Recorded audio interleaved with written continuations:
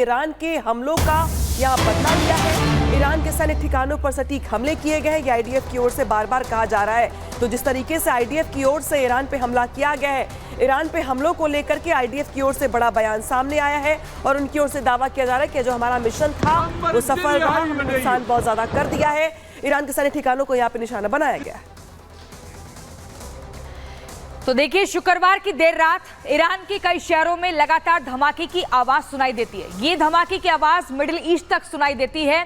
दरअसल ये जो गूंज थी वो इजराइल की वजह से थी, क्योंकि इजराइल ने ताबड़तोड़ अपने विमानों से, अपने बमों से वर्षा करी, अटैक किया ईरान पर, ईरान की सरजमी पर। और ये बदला था 1 अक्टूबर का, क्योंकि 1 अक्टूबर को ईरान की तरफ से इजराइल की धरती को हिलाने का प्रयास किया जाता है और वहीं उसके बाद अब इसका मुंहतोड़ बदला लिया है इजराइल ने।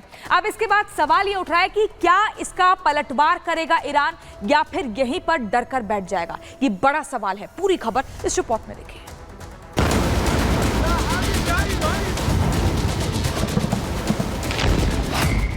तेहरान तक पहुंची युद्ध की आग। इजराइल ने किया मिसाइलों से हमला। अब ईरान के पलटवार की बारी। शुक्रवार की देर रात ईरान के कई शहर धमाकों से गूंज उठे। इजराइल की मिसाइलों और बमों के हमलों की गूंज सिर्फ ईरान ही नहीं बल्कि पूरे मिडिल ईस्ट में सुनाई दी। 1 अक्टूबर को इजरायली धरती पर हुए ईरानी मिसाइल अटैक का आईडीएफ ने बदला ले लिया है। इन हमलों के साथ ही वार पलटवार का एक चक्र पूरा हुआ, लेकिन अब ईरान के फिर से पलटवार की आशंका से युद्ध के और भड़कने का खतरा पैदा हो गया है। आपको बता दें कि फिलिस्तीन और गाजा के मुद्दे पर ईरान इजराइल में तनाव है। ईरान के प्रॉक्सी हिजबुल्लाह के साथ आईडीएफ का युद्ध जारी है। ईरान के खिलाफ हमास को खुला सैन्य समर्थन दे रहा है ईरान। यमन के हूती विद्रोहियों के जरिए भी इजराइल पर कई बार हमले कराए। 1 अक्टूबर को पहली बार इजरायली धरती पर ईरान ने सीधे मिसाइल अटैक कर दिया।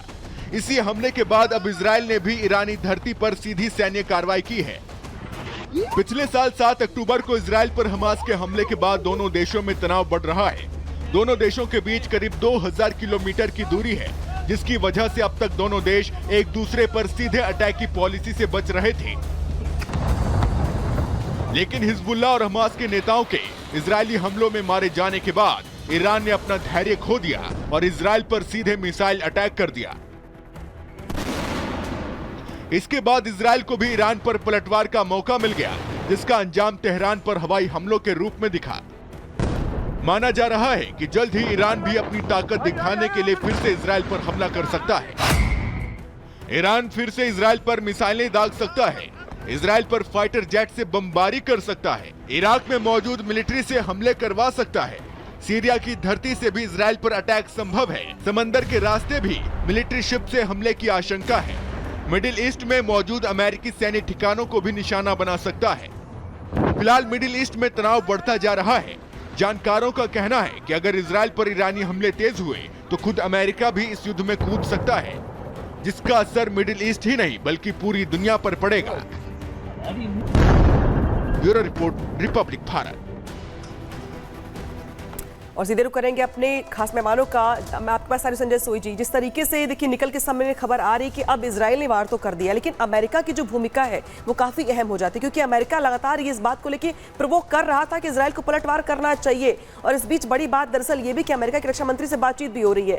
तो क्या ये जो हमला किया गया इजराइल की ओर से वो प्रेशर में किया गया है या स्ट्रेटेजी के तहत किया गया है, और ऐसे हमले आगे भी होते रहेंगे इजराइल की ओर से? अभी बदला पूरा नहीं हुआ इजराइल का। नहीं, बिल्कुल अनामिका जी, देखिए अमेरिका बड़ा डबल गेम खेल रहा था। यहाँ पे इजराइल की मदद भी कर रहा था, उनको इंटेलिजेंस भी दे रहा था, उनको ये भी कहा गया था कि आप अटैक करिए। लेकिन पिछले कुछ दिनों में ये बयान आ रहे थे कि आप हमला मत करिए, ये इजराइल के ऊपर है, हम उनको रोकने की कोशिश कर रहे हैं।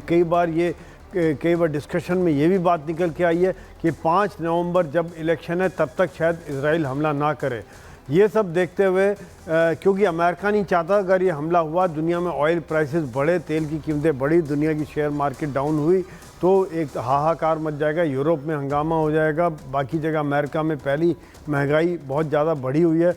उसको देखते वो नहीं चाहते थे कि इस तरह का हमला किया जाए इलेक्शन के पहले। लेकिन इजराइल, जैसा कि हम समझते हैं कि ये एक तरह सरप्राइज फैक्टर देखते हुए कि लोग समझ रहे हैं कि जब 5 नवंबर के बाद हमला किया, उन्होंने पहले हमला कर दिया ताकि शायद ईरान के लिए एक ऐसा माहौल बनाया था कि ये हमला नहीं करेगा। और अब जो इसमें कोई शक नहीं है कि बिना अमेरिका की इनडायरेक्ट मदद के इजराइल हमला नहीं कर सकता था, चाहे उनके पास फाइटर एयरक्राफ्ट हो या अमेरिका ने अभी उसको थर्ड एयर डिफेंस सिस्टम दिया, या अभी ये बताया जाता है कुछ और एक्स्ट्रा F-16 भी भेजे गए हैं और इंटेलिजेंस पूरी अमेरिका उनको प्रोवाइड कर रहा है। तो इजराइल को उन्होंने तैयार किया है कि अगर ईरान बदला भी लेता है तो उसके लिए उनके सिस्टम पूरी तरह से अलर्ट हैं, ताकतवर हैं और इंटेलिजेंस पूरी दी होगी। तो अमेरिका जहां एक तरफ से कई बार ये कहता है कि हम रोक रहे हैं इजराइल को, लेकिन बिना अमेरिका की मदद के इजराइल ये हमले नहीं कर सकता था। अनामिका बिल्कुल, और major general SP Sinha sir, जिस तरीके से इजराइल ने अटैक किया, 1 अक्टूबर को इजराइल पर अटैक होता है, ठीक उसके 25 दिन बाद बदला ले लिया जाता है, यानी कि लगातार उसी दिन से तैयारी शुरू हो गई थी और 1-2 नहीं बल्कि 100 विमान अटैक से यहाँ पर बदला लिया जाता है। लेकिन सीधे तौर पर ये संदेश भी दे दिया है कि 1 अक्टूबर की तारीख में दिन तुम्हारा था, अब आज का दिन हमारा है, और ईरान को मौका भी नहीं दिया। इस तरह से ताबड़तोड़ अटैक किया कि वो कुछ समझ पाता, उससे पहले इजराइल के विमान गए, हमला करके आए, तबाही मचा के वापस लौट आते हैं। देखिए, आप कितना भी अप्रिसिएशन कर लीजिए, वॉर में सरप्राइज एक बैटल विनिंग फैक्टर कहा जाता है।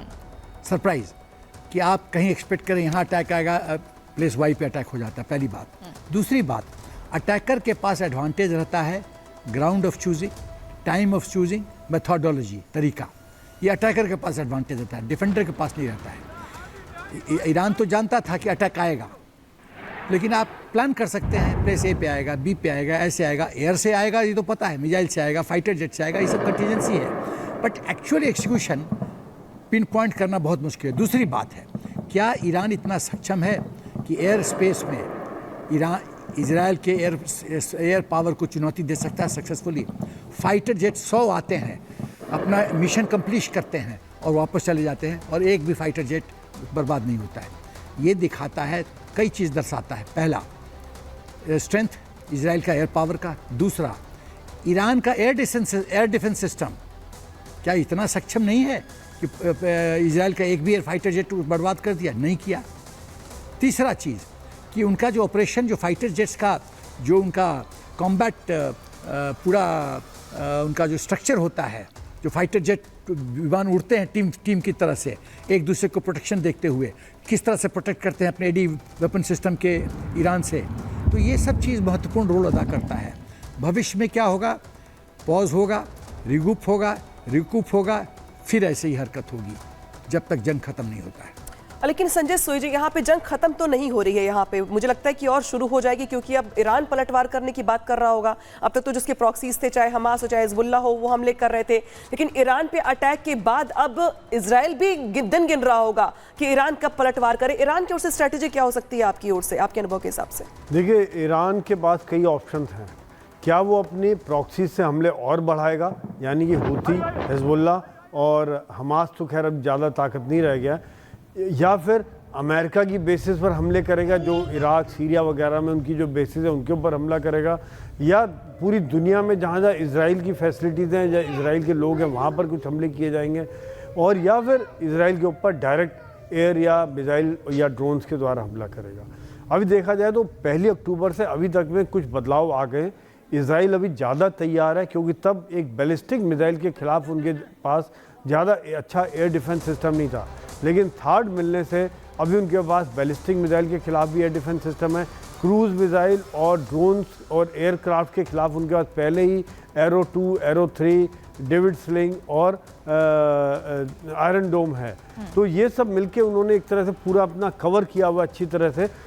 तो मुझे लगता नहीं कि अगर ईरान कोई डायरेक्ट हमला करता है तो कोई बहुत ज़्यादा सक्सेसफुल होगा, ख़ास तौर से जब रास्ते में अमेरिका की और इंग्लैंड की कुछ ट्रुप्स हैं, बेसेस हैं, जो पिछली बार भी रास्ते में जो उनके मिसाइल थे उनको गिरा दिया था। तो वो करते हुए, और 2000 किलोमीटर से इजराइल को काफ़ी वार्निंग मिल जाएगी रिएक्ट करने के लिए।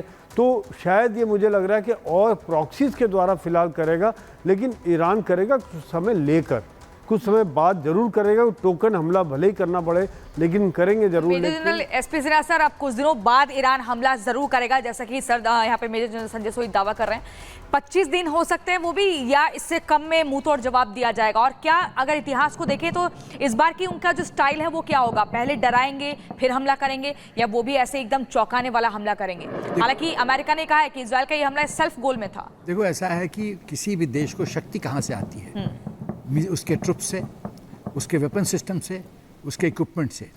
तो मेरा ख्याल है कि इजराइल नेक्स्ट फेज में जो मिलिट्री एसेट्स हैं, चाहे ट्रुप्स हों, एयर बेसेस हों, शिप्स हों, हार्बर्स हों, लॉजिस्टिक इंस्टॉलेशंस हो, अम्यूनिशन डिपोज हों, ये सब को टारगेट करेगा, ताकि जो लड़ने की जो शक्ति है वो छीन हो, वो यानी मिडिल ईस्ट में भयंकर तबाही मचना तय है? तय है, एकदम तय है।